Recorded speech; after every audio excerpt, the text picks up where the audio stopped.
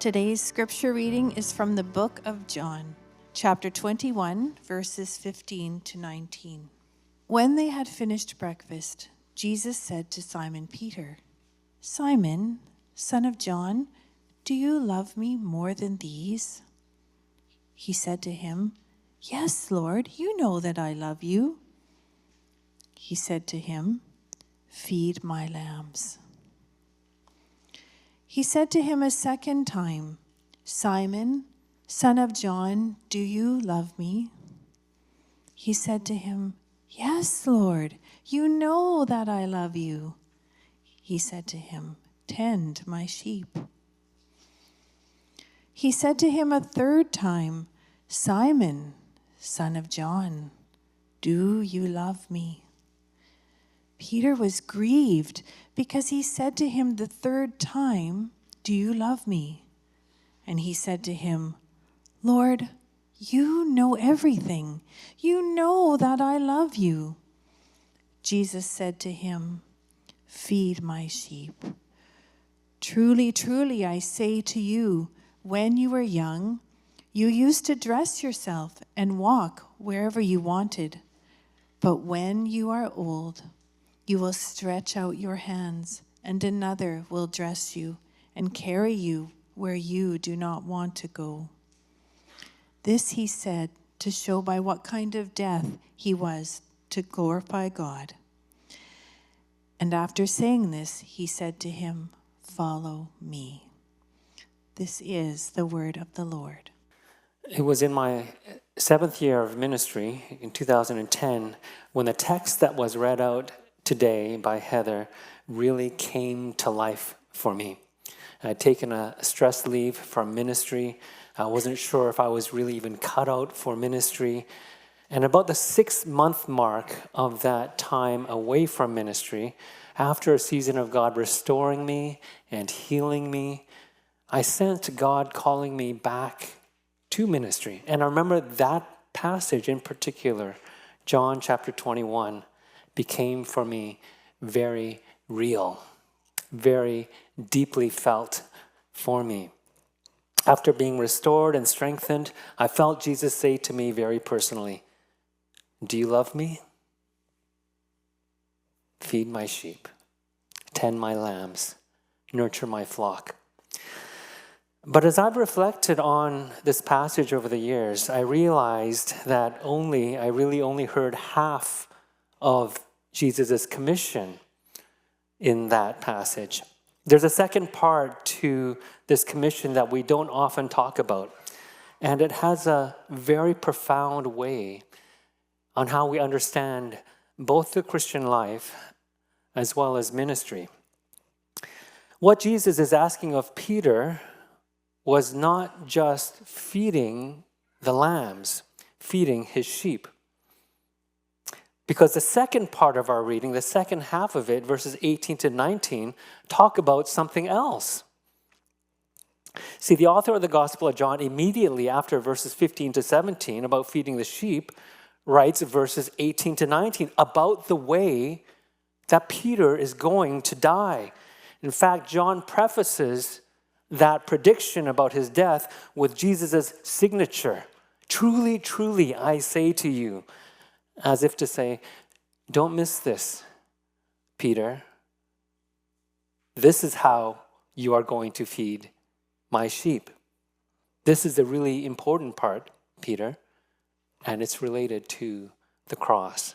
That's the premise of this message today, as well as of this series that we're embarking on in these next 12 weeks.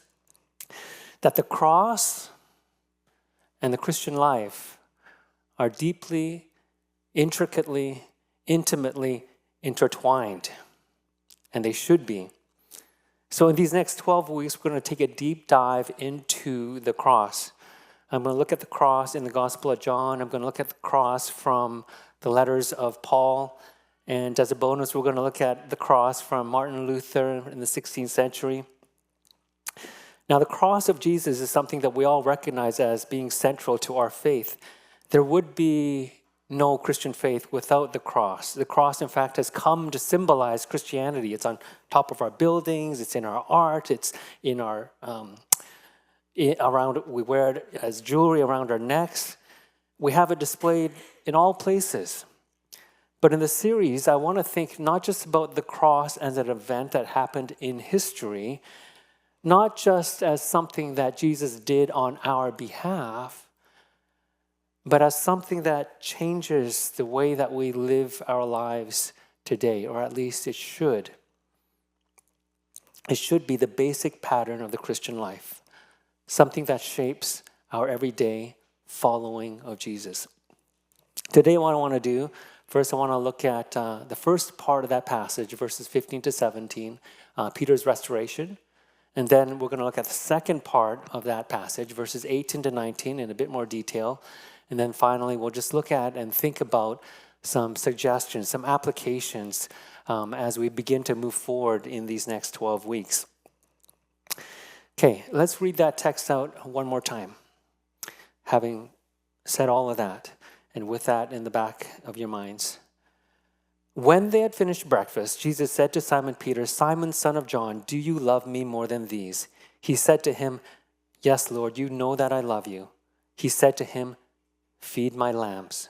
He said to him a second time, "Simon, son of John, do you love me?" He said to him, "Yes, Lord, you know that I love you." Jesus said to him, "Tend my sheep." He said to him the third time, "Simon, son of John, do you love me?" Peter was grieved because he said to him the third time, "Do you love me?" And he said to him, "Lord, you know everything. You know that I love you." And Jesus said to him, "Feed my sheep. Truly, truly, I say to you, when you were young, you used to dress yourself and walk wherever you wanted. But when you are old, you will stretch out your hands, and another will dress you and carry you where you do not want to go." This he said to show by what kind of death he was to glorify God. And after saying this, he said to him, "Follow me." Now we begin with Peter's restoration. I want you to notice, first of all, the symmetry here between Jesus' three questions that Jesus asks Peter, and then the three denials which you might know about in chapter 18. Here's a graphic here that shows that symmetry. In chapter 18, Peter denies Jesus 3 times, and here in chapter 21, Jesus asks Peter whether he loves him 3 times.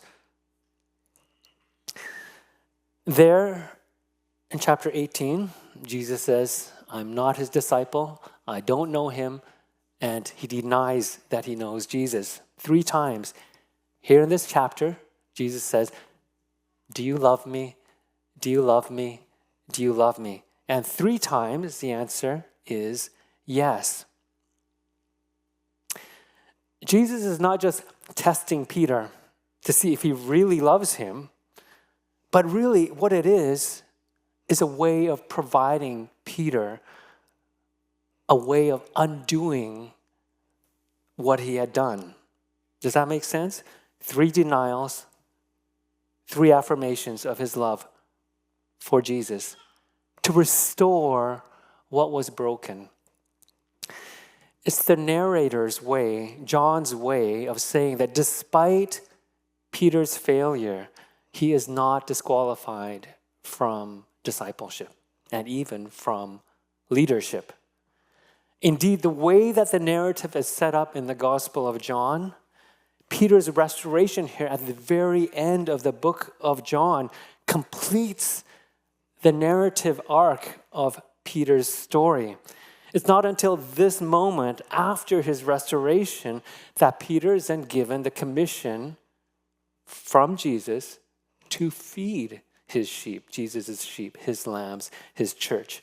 So rather than disqualifying him, according to John's gospel, Peter's failure and restoration becomes the opportunity, both for restoration and then also for Jesus to give him this new commission to actually feed his flock, Jesus' flock, the way that Jesus fed them. In fact, Peter's failure can even be seen as a kind of training for him, a training where his overconfidence and his zeal. And if we read the Gospels, we see that that's exactly what Peter is. Confident and zealous, enthusiastic.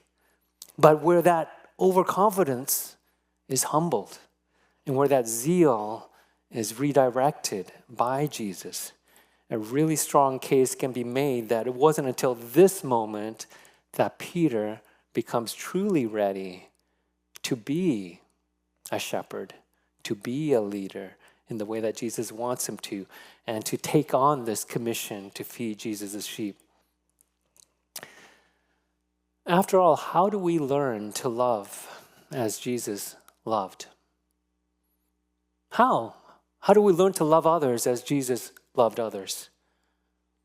Is it not by experiencing his love in our lives? Isn't that the fundamental criteria for exercising that same kind of love to others? How do we shepherd others? Is it not first by being shepherded by Jesus himself, especially in the midst of our own brokenness? Before that stress leave, I was trained, I was ordained. I knew that Jesus loved me in my head, but it was not till after that season of restoration and healing that I knew, not just in my head, but I felt and experienced his deep love for me in a very visceral, gut-wrenching way. That's when I really began to understand what it meant to feed his lambs and tend his sheep. And as I think about Granville Chapel, and as I hear stories of the history of Granville Chapel and the elders and the leaders, the pastors of Granville Chapel, I think that's the way it's worked here too often. I've heard stories, so many stories of faithfulness and obedience and submission of those elders in the history of Granville Chapel who served here at Granville. It was their love. It was their hospitality. It was their opening their lives to many of you here through whom you experienced Jesus' love, Jesus' shepherding, and therefore gives you the resources then to live that out in your lives. And I bet if we trace the spiritual history of those elders and those pastors in Granville Chapel's history, if we go back another generation, it was the people in their lives who fed them and shepherded them and loved them in such a way that they understood who Jesus was so that they could carry on that legacy. That is actually how the church works from generation to generation. Is that we experience Jesus' love, we experience his shepherding, and then we're able to express that and communicate that and live that out to others around us. That's how it works from generation to generation. That's how the church has carried on from generation to generation. So the symmetry between these three questions and the three denials gives Peter the opportunity to experience Jesus' love, to be restored, and then to be commissioned. His shepherding is, in a first-hand way, a kind of expression of Jesus' love for him to the people that he's being called to. That love becomes foundation for Peter's ministry. Now, before we move to verses 18 to 19, the second part, I want to address a question that might be on some of your minds, because you might be thinking, well, you're a pastor. And of course, that makes sense for you. That makes sense for people in church leadership. Well, I'm not a pastor. I'm not a shepherd per se. How does that apply to me? Well, I think it's true that pastors and leaders in the church do have a measure of responsibility for us that may not be for all people in the church. But I also strongly believe that this is not just for pastors per se, staff members per se, or leaders in the church per se. One of the great insights of the Brethren movement, some of you will know, is that the church doesn't belong to pastors or leaders. It belongs to all of us. We are all part of this ministry that Jesus is doing in this world. Not just pastors, but all people take part in the ministry of Jesus. If you're a parent, you're shepherding. If you're a grandparent, an aunt, and an uncle, you're shepherding. If you're in a small group, you're shepherding. If you cook a meal for someone on the pastoral care team, you are shepherding. If you listen to a friend who's struggling, you're shepherding. If you're welcoming someone, a newcomer, into this church, you are shepherding. If you help greet or usher or lead worship or serve coffee, you are, in a way, shepherding. All of us are involved in this ministry together. Peter himself would later write in the letter that he writes, each has received a gift, use it to serve one another as good stewards of God's varied grace. We're all shepherds in some sense. So when Jesus asks us, do you love me, and calls us to feed his sheep, it's for all of us in different ways, I do believe. Now, let's come to the next part of our text. Because Jesus doesn't just end the commission at verse 17, there's a second part, as I mentioned, verses 18 and 19, a part that we don't often talk about in this passage. And so I've already mentioned that this part of the passage forms the fundamental premise of this series that we're going through in the next 12 weeks, and also of this message today.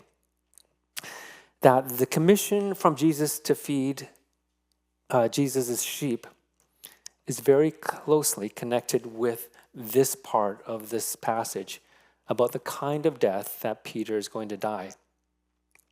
Right? They follow one right after the other in this passage.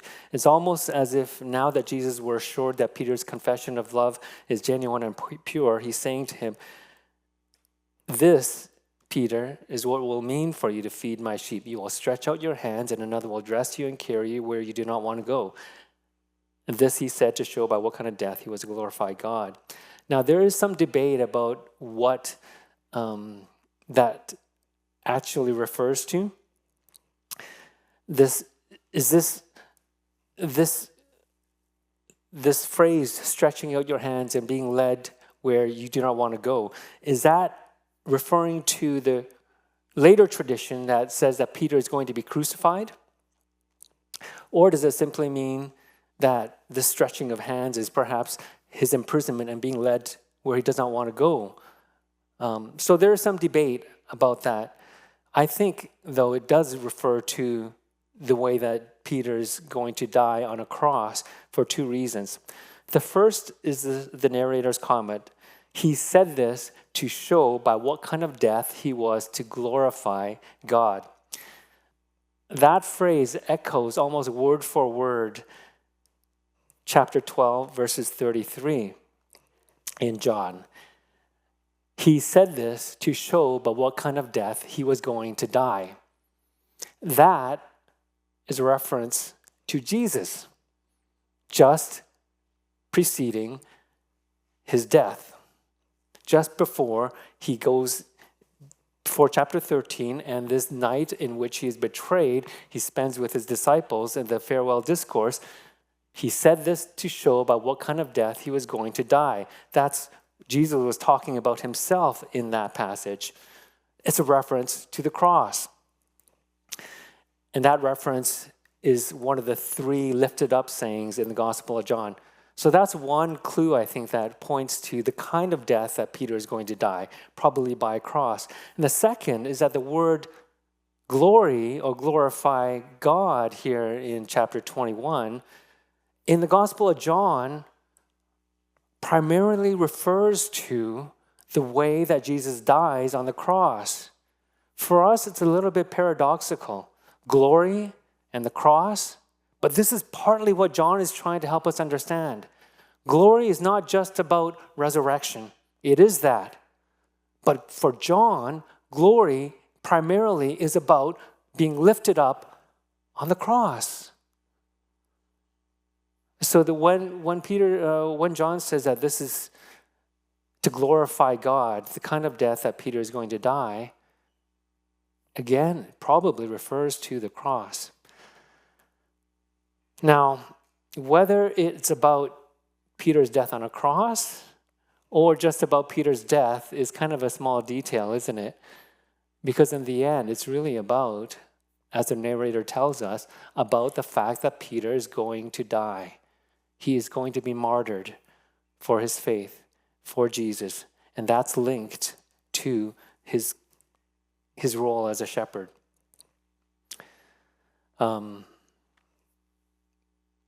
So here's some of the verses that I mentioned that just link the cross and glory.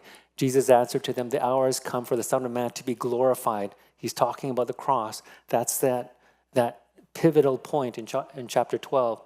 In chapter 13, when he had gone out, Jesus said, "Now is the Son of Man glorified, and God is glorified in him," just leading to the cross. And then right in his prayer in Gethsemane, when Jesus had spoken these words, he lifted up his eyes to heaven and said, "Father, the hour has come. Glorify your Son, that your Son may glorify you."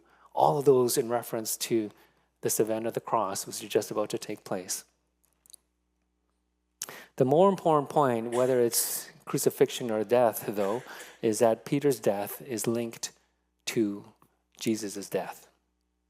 The kind of death that Peter is going to die is linked with Jesus' death. Does that make sense? Especially back in chapter 10, when Jesus talks about the Good Shepherd. Who is the Good Shepherd? Who loves his sheep, takes care of the sheep? It's Jesus. "I am the Good Shepherd," he says. And ultimately, what does the Good Shepherd do? "I am the Good Shepherd. The shepherd lays down his life for the sheep."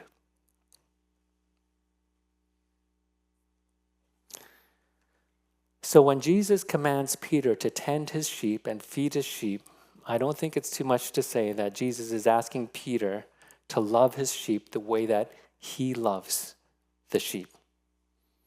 Peter's ministry is an extension of Jesus' ministry. And then when Peter in history gives ultimately his life for Jesus, in obedience to Jesus, I don't think it's too much to say that Peter's death is a kind of participation in Jesus' death, the one who ultimately laid down his life for the sheep. For John, Peter's restoration and Peter's commission are linked together by the cross. So for Peter to love Jesus meant to feed his sheep. And to feed his sheep means to die for the sheep, the way that Jesus acted for the sheep, loved the sheep, and ultimately died for the sheep. Okay, so here's the question then for us. Most of us are not going to literally die. We're not going to be martyred for our faith. What does it mean for us to die? Well, there's another place in the Gospels, not in this Gospel of John, but in the other Gospels, where Jesus says to all his disciples, "If anyone would come after me, let him deny himself and take up his cross daily and follow me." Another way of putting the question is, what does it mean to take up our cross daily? What does a cross-shaped life look like in daily life? It's going to be our endeavor to explore that question in lots of detail in these coming 12 weeks. I'm going to start off, though, today with some suggestions. Sometimes it looks really small. So a few months ago, we expanded our family, and we bought a bunny, or we adopted a bunny into our family. Rachel loves animals, and she convinced us to adopt a bunny. And she promised she would take care of it. And for the most part, she has. She's done a stellar job. But now, most mornings, as they're rushing to go out the door, to go to school, get breakfasted, to get to school on time, I often hear as Rachel is racing out the door, "Daddy, can you feed my bunny?" So, of course, I can't say no. It's a life, right? It needs to be fed. So I have to go to the garage and I have to get the hay, bring it in. It might be raining, it might be cold. Get the hay, feed the bunny. try to do it without complaining. This is a small example. Daily dying. Dying to the things that I could be doing, that I want to be doing, that I prefer to be doing for someone else. A small example, daily dying. Here's some more examples. Maybe it means for parents of young kids getting up in the middle of the night, dying to your need for sleep to help them. Maybe it means staying in a difficult job, not because you love your work in particular, but because for now God has put you there and He's got a role and a purpose for you. And so you die to your dream of having a perfect career. Maybe it means staying in a difficult marriage for the spouse day after day to learn to love, to forgive. It means dying to your prior expectations of what that marriage might have been, that ideal marriage in your mind, but exercising covenantal faithfulness and love. Maybe it means to give generously and sacrificially, not just of your money, but of your time and your energy and your skills for others. You dying to your freedom and your independence and your comfort. That's some of what daily dying might mean for us, right? The scale is different, but the shape of that life is the same. It's dying to your interests, dying to your preferences, dying to the things that you want to do for the sake of the other. I want to close with a final observation about our context and our culture in which we live. I think we live, and it's something that's quite commonly remarked, in a death-denying culture. We don't like to think about death. We don't like to see death. We try to hide it away in our society as much as possible. We keep it at the backs of our minds as much as possible. We avoid suffering. We love convenience and comfort. And if we live in a death-denying culture, that means that we also live in a cross-denying culture. And that means, I think, that this kind of message and this kind of series is going to be hard for us to hear. It's probably very necessary for us to hear. But for people who live in wealth and comfort and security, for the most part, we don't want to hear about suffering and dying and death. Now, for people who've come from a background, perhaps a place or circumstance in which there is much suffering, this would just come very naturally. The cross gives hope in those circumstances. And it will come very naturally, more naturally to them than to us. But for us, there'll be lots of resistance in terms of, what do you mean suffering, Sam? What do you mean death? What do you mean denial? So I want to leave us with some challenges, some questions. Questions like this: where are you resisting the cross? Where are you clinging to comfort? Where are you protecting yourself? Where are you building your own kingdom? I assume that all of us, because of our context, are resisting the cross in some way, or at least tend to resist the cross, and we cling to the opposite. So the question is, what would it be like to embrace the cross in those areas in your life? In your family, in your work, in your relationships, in the church? In these next 12 weeks, we're going to explore how and why this cross isn't just something that happened 2,000 years ago, but really is meant for us today, to impact and change our lives today. And here's the promise. As we embrace the cross in our lives, as we embrace Jesus' suffering, as we embrace the cross that He's given us in our lives, we will also experience his blessing. That's where we will experience his life, his joy, and his peace is in those places as we embrace the cross.